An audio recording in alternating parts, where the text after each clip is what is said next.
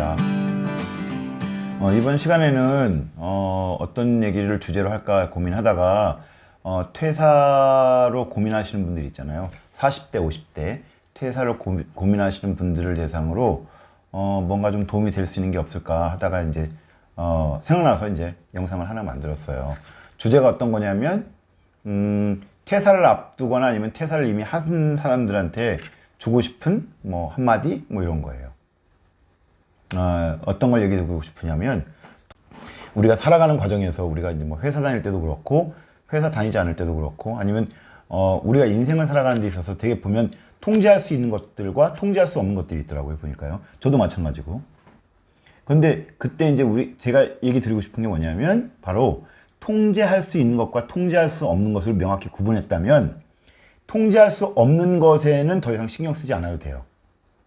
그건 어차피 통제를 할 수가 없는 거니까요. 저희가 인력으로나 어쨌든 자기 자신의 역량으로는 해결할 수 없는 거니까요.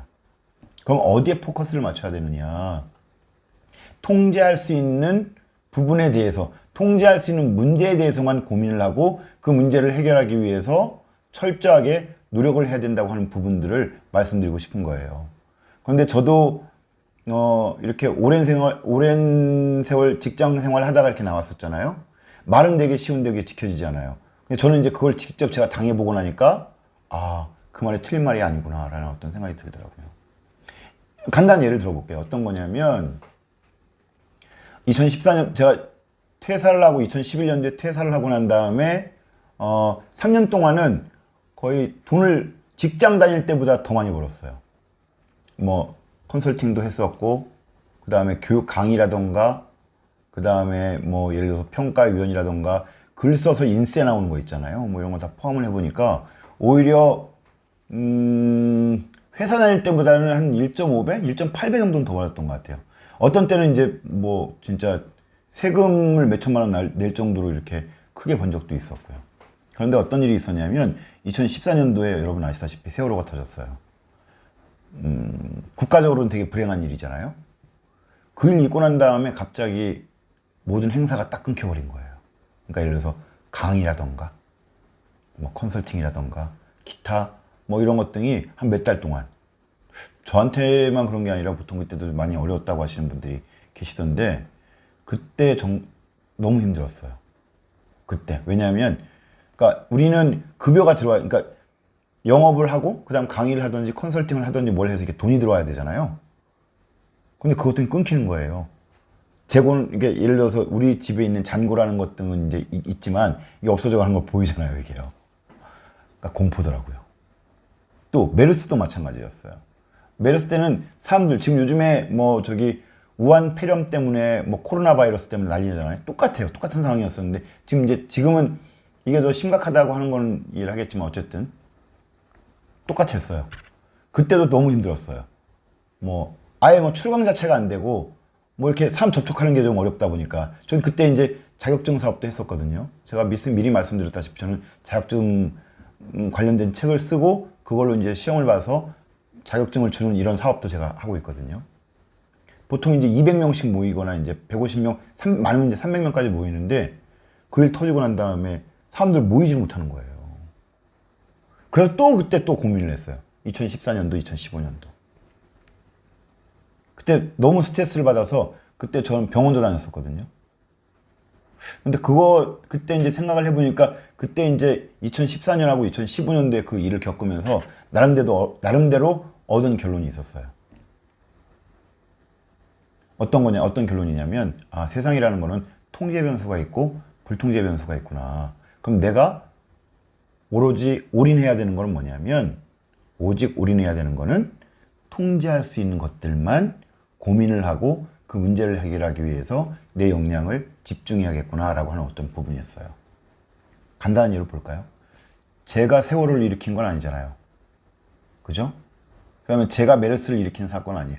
그러니까 그건 불통제 변수인 거예요. 제가 어떻게 뭐 이렇게 고민을 하거나 뭘 해서 열심히 노력을 해서 그게 일어나지 않는다면 그렇게 하면 돼요. 근데 실제적으로 그건 그럴 수 있는 일들이 아니거든요, 사실은. 그걸 어떡하라고요? 경제가 어려워서 사람들이 뭘 안 한대요. 예를 들어서 뭐 여러분들이 어떤 상황인지 좀 모르겠습니다만 경제가 어려워서 뭘 못 하겠대요. 그럼 어떡하죠, 그거? 그게 여러분들의 잘못인가요? 아니죠. 진짜 중요한 건 뭐냐면 그런 불통제 변수 속에서도 통제할 수 있는 변수가 있다. 자기 스스로 통제할 수 있는 것들이 있다고 하면 그 부분에 올인을 해야 된다고 저는 보는 거예요. 그때 깨달은 게 뭐였냐면 저는 그때 준비를 했었어요. 어떤 준비냐? 아, 이거 지금 현재 메르스가 나 때문에 터진 것도 아니고 세월호가 나 때문에 터진 건 아니지만 어쨌든 잠시 쉬어가는 시간, 이때 새로운 사업을 구상하거나 저는 그때 어떤 걸 했었냐면 책하고 영화하고 글을 많이 썼어요. 그 당시에. 더 많은 사람들 만나고. 근데 이제 중요한 건 뭐냐면 그 당시부터 생각했던 건 뭐냐면 새로운 아이템들. 이걸 오히려 역으로 기회를 삼아보자. 그래서 그때 이제 생각했던 게 뭐냐면 자격증이었던 거예요. 저는 이제 CS 쪽에 오래 있었잖아요. 그래서 CS에 관련된 자격증을 만들게 됐어요. 그러니까 2013년도에 먼저 이미 저는 이제 콜센터 QA 관리사라고 하는 자격증을 만들어서 운영을 하고 있었었는데 그때 이제 세월호 메르스 터졌을 때 CS에 관련된 자격증이 또 있을 수 있겠구나 해서 이제 그걸 좀 집중적으로 파고든 거죠. 아마 이제 그 자격증이라고 하는 것 등은 본인이 직접 공부하지 않으면 관련된 지식이나 정보를 얻기 힘든다는 부분도 있고 비용적으로도 좀 세이브 되거든요. 그래서 사실 그 자격증으로 인해서 이게 새로운 또 포트폴리오가 생기는 거거든요. 수익이. 제가 아까 전에 방금 얘기했던 것처럼 통제 변수와 불통제 변수를 구분하라고 얘기를 했고 불통제 변수보다는 통제 변수 부분에 더 집중을 해서 고민을 하고 문제를 해결하기 위해서 노력해라고 말씀을 드렸어요. 여기 한 가지 더 추가적으로 말씀드리면 마지막입니다. 우리가 어떤 불안함이라던가 고민이 있잖아요. 예를 들어서 뭐 회사에서 언제 정리될지 몰라. 난 지금 돈이 없으니까 이거 어떻게 될지 몰라. 또는 내가 지금 현재 이러한 상황이야. 내가 지금 실력도 없고 뭐도 없고 하기 때문에 너무 불안해. 라고 한다고 하는 거죠. 그러니까 어떤 상황이 되게 어렵기 때문에 그 고민을 그런 고민이 있다라고 하면 현재 어떤 상황에만 비추어서 딱 고민하고 더 나은 어떤 발전적인 대안을 만들거나 방법이라던가 이런 걸 모색하거나 찾아야 되는데 자꾸 그런 것 등을 미래에 대입하는 바보들이 있더라고요. 그러지 않았으면 좋겠어요. 현재를 사세요. 현재. 계획은 미래를 세우되 현재 있는 어떤 고민이라고 하는 것 등은 현재 어떤 상황 안에서 해결을 봐야 되는 거지 자꾸 그걸 미래에 대입하는 어리석음을 범하면 안 된다라고 하는 어떤 말씀을 드리고 싶어요. 이게 어떤 고난이 있다고 하더라도 나는 절대로 내가 통제할 수 있는 것에 대해서만 고민을 하고 문제 해결을 할 거야 라고 하는 거 하나. 두 번째는 내가 이 퇴사 이후에 계속 어떤 고민이 생길 거고 불안이 생기지만 절대로 이거는 미래에 대입하지 않을 거야 라고 하는 명확하고 그다음 확고한 결단이 필요해요. 그렇지 않은 퇴사하시는 분들이 있다라고 하면 이런 어떤 말들은 전혀 잊지 마시고 절대로 잊지 마시고 이런 걸 가슴에 새기고 또 새로운 어떤 기회를 모색하는 그런 여러분들이 되셨으면 좋겠습니다. 감사합니다.